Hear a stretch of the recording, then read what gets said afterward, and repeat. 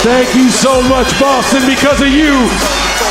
Tonight, the champ is here!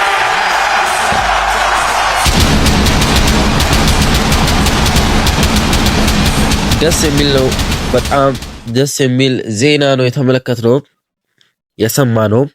ታላቅ ሰው እንዲህ ክብር ሲያገኝ ደስ ይላል።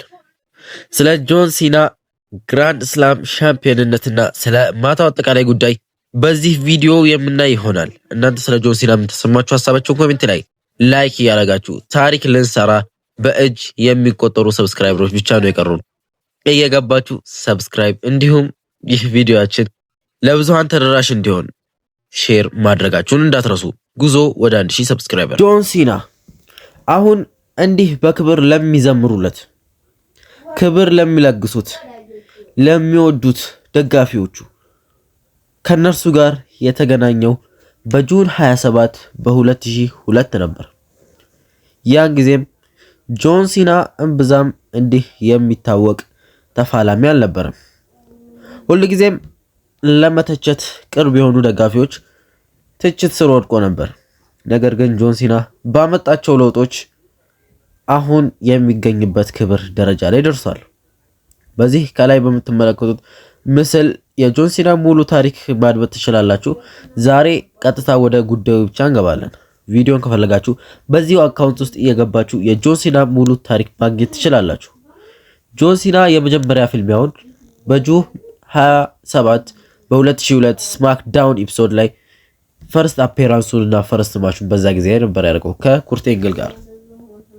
ከዛም የWWE ዩናይትድ ስቴትስ ሻምፒዮንን ሾን ማይክልን ራስልሜኒያ ኤክስ ላይ በማሸነፍ ለመጀመሪያ ጊዜ አሸነፈ።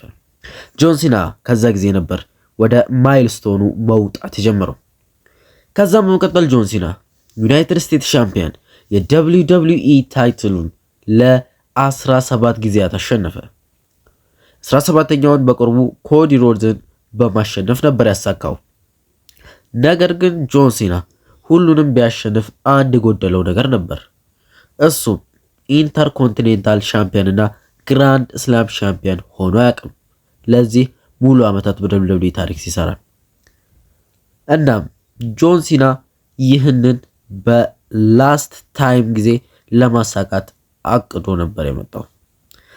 እንደ ቅዱም ሆኖ መንዴይ ናይት ራው ላይ የተሳካበት ሁኔታ አለ። እስቲ ሁኔታውም በዚህ መልኩ ነበር የጀመረው። ጆን ሲና ወደ መንዴይ ናይት ራው ብቅ ብሎ ለደጋፊዎቹ ለመጨረሻ ጊዜ በዚህ ቦስተን ማሳቹሴትስ በራሱ ከተማ መገኘት እንደፈለገ ግልጽ ያደርጋላቸዋል። ከዚህ በፊት በኦስትሪያ፣ ለንደን የተለያዩ አካባቢዎች መዞሩንም አንስቶ ለመጨረሻ ጊዜ ቦስተን ላይ መመለስ ነበረብኝ ይላል። እዚህ ጓደኞቼ፣ ቤተሰቦቼ ፊት በመሰብሰቤ በጣም ክብር ይሰማኛል ሲል ይናገራል። እንዲህ እያለ ንግግሩን ይቀጥላል።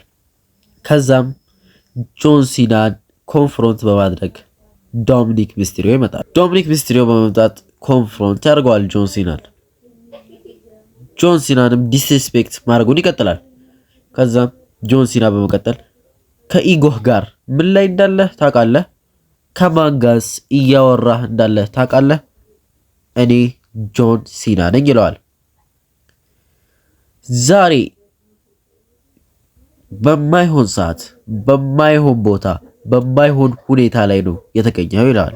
በዚህ ታይትልህ ከኔ ጋር የምትፋለም ከሆነ እቀበልሃለሁ ይለዋል። የማይሆን ሰው በማይሆን ቦታ በማይሆን ሰዓት ነው የሚገጥመው። ለአባትህ ግን ታላቅ ክብር አለኝ ይለዋል። ዶሚኒክ ሚስቴሪዮ ካንተ እበልጣለሁ ሲል ይናገራል። ይህንን ሁኔታ የተመለከተው ትሪፕል ኤች ለጆን ሲና እቅድ ይሳካ ዘንድ የግራንድ ስላም ሻምፒዮን እንዲሆን የዶሚኒክ ሚስቴሪዮን ታይትል ኦን ዘ ላይን በማድረግ በምሽቱ መንዴይ ናይት ራው ላይ እንዲፋለሙ ያደርጋል። ከዛም እንደተጠበቀው ጆን ሲና ግራንድ ስላም ሻምፒዮን የሆነበትን ምሽት ያሳልፋል። ምንጊዜም ለታላቅ ተፋላሚዎች ታላቅ ክብር ይገባቸዋል። ጆን ሲና greatest of all time in WWE history ቀበቶውንም ካሸነፈው በኋላ መጀመሪያ ላይ ባሰማዎቹ መልኩ ነበር ክብሩና ምስጋናውን አቅርቦ ይሄደው። ጆን ሲናም በቀጣይ የላስት ታይም ቶርናመንት ተዘጋጅቶለታል።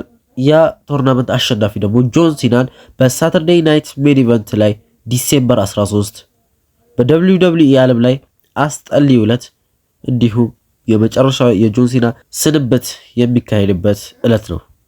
በዛ ዕለት የሚገጥም ይሆናል። ድጋሚ የጆን ሲናን የምስጋና ድምጽ በማሰማት አጠናቀቃለሁ። ለዛሬ የነበረን ቪዲዮ ይህንን ይመስል ነበር። ያላችሁን ሐሳብ ኮሜንት ላይ ያጋራችሁን፣ እንዲሁም ሰብስክራይብ፣ ላይክ እንዲሁም ሼር ማድረግ እንዳትረሱ። በሌላ ቪዲዮ እስከምንገናኝ Thank you so much Boston, because of you tonight the champ